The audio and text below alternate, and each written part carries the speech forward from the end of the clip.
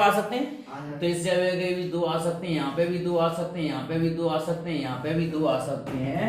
तो सारणकों की संख्या ns बराबर हो गई कितनी, 2 गुणा 2 गुणा 2 गुणा 2 माने 2 2 4 4 16 सारणिक बनेगी।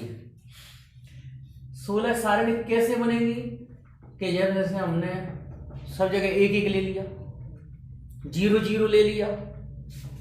जैसे अगर मैं सारणिक बनाऊं तो देखो 1 1 1 1 ले लिया है, या 0 0 0 ले लिया, या 1 0 0 1 ले लिया है ना, 0 1, या 0 0 1 1 ले लिया, डॉट डॉट। इस तरह से ये सारणिकों की संख्या कितनी बनेगी इसमें, 16 सारणिक बनेगी ऐसी।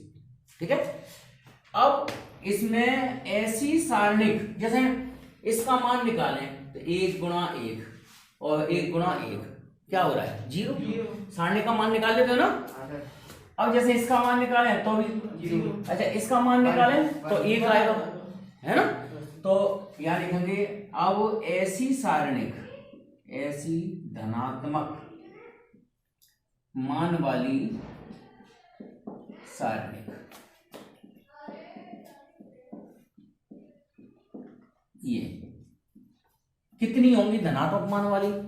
देखो इसे तो ले नहीं सकते, जिसका मान 0 होगा वो धनात्मक संख्या नहीं कहलाती। ठीक है, ये भी नहीं लेंगे, जी लेंगे। तो ऐसी सारणिक बताओ जिसके मान धनात्मक आ रहे हो। और बताओ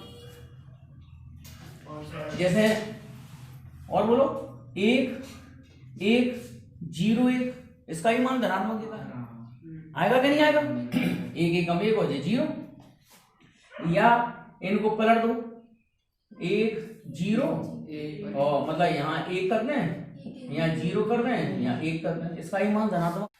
मतलब कुल मिला के जे Na बराबर हो गया 3। 16 सारणिकों में से एक धनात्मक मान वाली सारणिक चुनने के प्रकार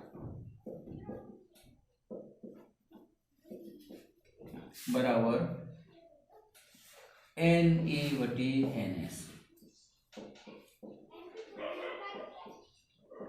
तो ये आ गया 3/16। बस ठीक है, छोटा सवाल है मगर ये वस्तुनिष्ठ में पूछ लेते हैं कभी। अब यहां लिखेंगे सॉल्यूशन में बी के अकेले असफल होने की प्रायिकता। अब इसका सूत्र क्या होता है, बी के अकेले, इसका मतलब होता है पी ए सर्वनिष्ठ जे, मतलब बी हो मगर ए नहीं, अकेला बी। और इसका सूत्र होता है P B minus P A सर्वनिष्ठ बी। मतलब अकेला बी आएगा तो ए और बी का जो वनिष्ठ भाग है वो क्या हो जाना चाहिए, हट जाना चाहिए। जैसे अगर मैं इसका वेन आरेख बनाऊं तो ये ए घटना है, ये बी घटना है। अब अकेला बी माने जे रह गया, मतलब बी में से जो ए का कॉमन हिस्सा होगा वो भी हटा दिया जाएगा, इसको बोलते हैं अकेला बी। ठीक है, अब इसका मान उन्होंने कितना दिया है, इसका मान कितना दिया है 0.15 है ना। पीवी का मान नहीं पता भी, और पी ए सर्वनिष्ठ भी कितना दिया है 0.15 है ना। इसको इधर ले आओ तो पीवी का मान आ जाएगा 0.15 और 0.15 बराबर पीवी। तो पीवी का मान आ गया 15 15 30, 0.3 हो जाएगा, या 30 लिख दो, पॉइंट के बाद 3 0 लिखो या 3 लिखो, एक ही बात है। अब अपन इन सवालों के जवाब दे पाएंगे क्योंकि अपने पास देखो ए वाली घटना हो गई है ना, और ये बी भी निकल आया, सर्वनिष्ठ निकल आया। अब अपन इसका भी उत्तर दे सकते हैं पहली का, और इसका भी दे सकते हैं। ठीक है, दोनों के उत्तर दे सकते हैं। चलो कितना उतार दो फिर। ए सर्वनिष्ठ बी, इसको याद कर लो, प्रतिबंधी प्रायिकता बोलते हैं इसको प्रॉपर्टी में पी। तो 0.28 जे ए सर्वनिष्ठ बी कितना है 0.15, जे निकाला अपन है 0.30, दशमलव हटा दो दोनों के, 15/30 माने 1/, तो ये पहला उत्तर आ गया 1/2। अब लिखेंगे दूसरा उत्तर और समझ लो। ए के अकेले असफल होने की प्रायिकता बताओ। अकेले का मतलब हो गया पी ए हो लेकिन बी नहीं हो, अकेला ए है ना। जैसे इसमें क्या दिया था, बी के अकेले असफल, अकेले को क्या बोला, बी का अकेला माने बी हो मगर ए नहीं हो। और इस समय क्या बोला जा रहा है, ए हो मगर बी नहीं हो, अकेला ए हो बी नहीं हो। तो जो हो उस पर डैश नहीं रहेगा, और जो नहीं हो मतलब अकेला ए हो तो ए पे डैश नहीं आएगा, बी पे डैश आ जाएगा। इसका सूत्र क्या लिखेंगे, P A minus P A सर्वनिष्ठ बी। मतलब अपन वेन आरेख बनाया था वेल, और इसका बनेगा जैसे जे ए है जे बी है तो अकेले ए के रह जाएंगे, ए का वेनिष्ठ भाग भी हट जाएगा, ए और बी के साथ जो कॉमन होगा वो हट जाएगा, अकेला ए रहना चाहिए।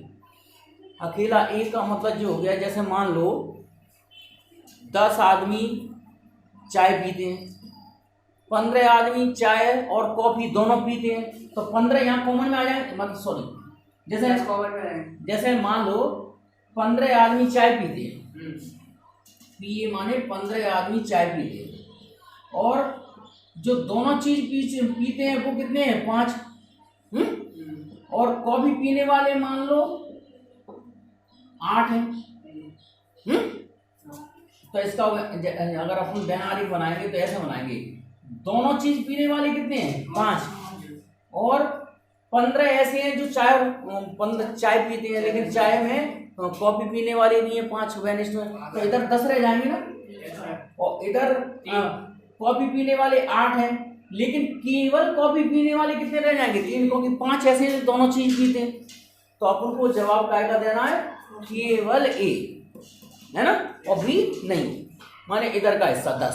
तो देखो पी ए का मान कितना दिया था 0.2, सर्वनिष्ठ कितना निकला था 0.15, सर्वनिष्ठ तो दिया है ना, तो क्यों 0.20 में से 0.15 हटाएंगे तो क्या बचेगा 0.5 बचेगा क्या 0.5 बचेगा, हैं 50 तो 50 हो जाएंगे, 50 कैसे हो जाएंगे, जी 0.20 है, जी 0.15 माइनस करेंगे तो 0.05 बचेगा।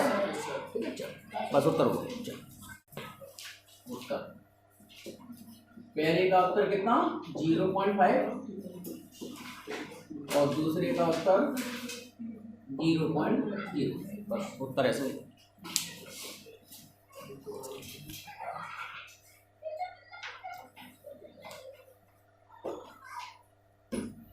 वो समझ लो, पहले थैले में लाल रंग की 3 है, दूसरे काली 4 है, दूसरे थैले में लाल 4 है और 5 काली है। सवाल ये है कि पहले थैले में से एक गेंद निकाल कर और रंग देखकर उस दूसरे थैले में डाल दिया जाता है, फिर दूसरे थैले में से हम एक गेंद निकालेंगे। अब उस गेंद के लाल रंग के होने की प्रायिकता पूछिए। दूसरी गेंद निकले क्या लाल, और स्थानांतरित गेंद क्या हो काली, इस बात की प्रायिकता। तो जब इतनी शर्तें लग जाएं तो तुरंत सोच लेना चाहिए कि इसमें हम लगाएंगे बेस प्रमेय। ठीक है, तो बेस प्रमेय क्या होती है बताओ, E/A है ना, तो P/E1 P/A/E1 P/E1 P ये पहले थैले के लिए चल रहा है और अब ये चलेगा दूसरे थैले के लिए P/A/E। ठीक है, अब देखो कैसे लगेगा। पहले अब सुनो ध्यान से, सवाल तो समझ में आ गया ना। पहले थैले से गेंद निकाली गई, अब सवाल तो वो तुमसे ये कह रहा है कि पहले थैले से काली निकले और दूसरे थैले से लाल निकले, है ना। तो सवाल क्या है कि जो दूसरे थैले से जो गेंद निकली है वो लाल निकली, ये तो कन्फर्म हो गया। दूसरे थैले से क्या गेंद निकली? लाल। तो अपन को जो चीज कन्फर्म हो जाए उसको अपन ए घटना मानते हैं। घटना ए माने लाल, ठीक है। और घटना ई मानेंगे क्या? घटना ई क्या मानेंगे कि पहले स्थानांतरित गेंद क्या हो? काली, दूसरे थैले से लाल निकली हो। और जबकि ई माने क्या हो गया? लाल हो या काली, पहले थैले से लाल हो या काली, ठीक है, लाल या काली। तो देखो अब आ गया सवाल। यहाँ सवाल ये कहा जा रहा है दूसरे थैले से लाल गेंद निकले जबकि पहले थैले से स्थानांतरित गेंद क्या हो? काले रंग की, है ना। पहले थैले से क्या हो? काले रंग की। तो बताओ पहले थैले से काली गेंद आने की प्रायिकता 4/7 होगी कि नहीं होगी? पहले थैले से काली गेंद आने की प्रायिकता, भाई पहले थैले से काली, भाई पहले थैले से काली भी निकल सकती है, लाल भी निकल सकती है, लेकिन जीता हुआ कब माना जाएगा? सवाल क्या है कि पहले थैले से काली ही निकली हो, स्थानांतरित गेंद क्या हो? काली रंग। तो पहले थैले से काली गेंद आने की प्रायिकता 4/7 हो गई। उसके बाद दूसरे थैले से क्या निकले? लाल। और थैला कौन सा हो? पहला वाला, दूसरा वाला थैला, है ना। अब तो दूसरे के एक 4/, कितना ये दूसरे थैले से लाल गेंद निकलने की प्रायिकता 4/10 हो जाएगी। इसमें से गेंद काली इसमें मिला नहीं थी, एक गेंद काली निकाली फिर इसमें आ गई। पहला गेंद कितनी थी? 9, अब 10 गेंद हो गई ना। अब लाल तो 4 ही रहेंगी, तो 4/10। अब ये वाली घटना तो नीचे लिखी लो 4/7 गुणा 4/10। अच्छा दूसरी घटना क्या हो सकती है कि पहले थैले से काली ना निकले, लाल निकले। पहले थैले से क्या निकले? लाल। तो पहले थैले से अगर लाल निकलने की प्रायिकता निकाले तो 3/7, ठीक है। अब लाल इसमें अपन ने डाल दी तो लाल कितनी हो गई? 5। तो 5 दूसरे थैले से लाल ही निकलेंगी, 5/10, ठीक है। अब इसको अपन हल कैसे करेंगे? क्यों एक जैसी संख्या कौन कौन सी हट रही है? 70 हटा दो बटेगी, 16/31 आ गया। तो 4 चौक 16 हो जाएगा, ये 16 हो जाएगा, 5 3 15 हो जाएगा, 16/31। भाई यही अपना आंसर है। तो आंसर इसकी प्रायिकता 3/a बराबर 16/, हाँ। तो यहाँ कैलकुलेशन ज्यादा थोड़ी है, कुछ माइंड है। B/A का सूत्र होता है PA सर्वनिष्ठ B/PA होता है। इसका मान कितना दिया है? 1।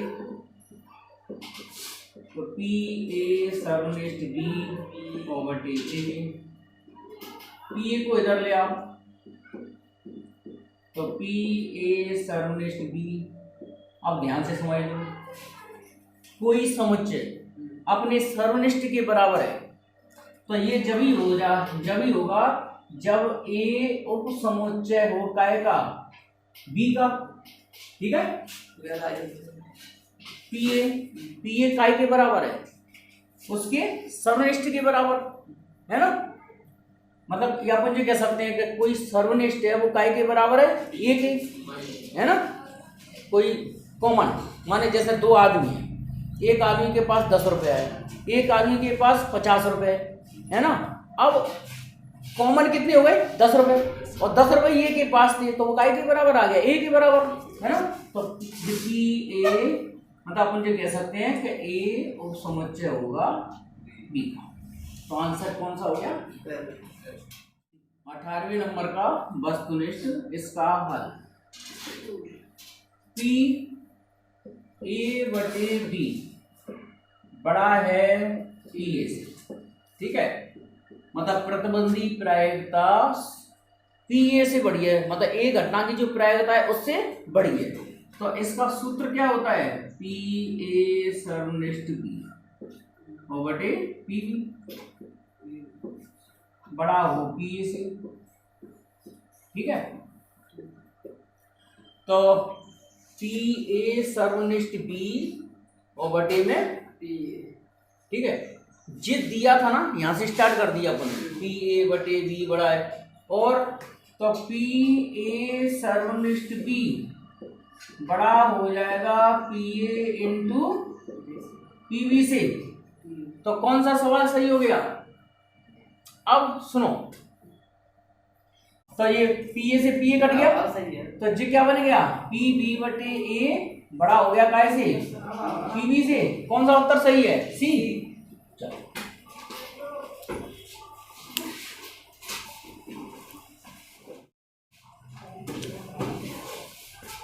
ये 1 मिनट और रुक जाओ, आखिरी वाला हो जाने, आखिरी वाला काम है, कल के लिए थोड़ी रुकेंगे। चलो कल दूसरी परिणाम रुक जाओ, 1 मिनट रुक जाओ बस। चलो चल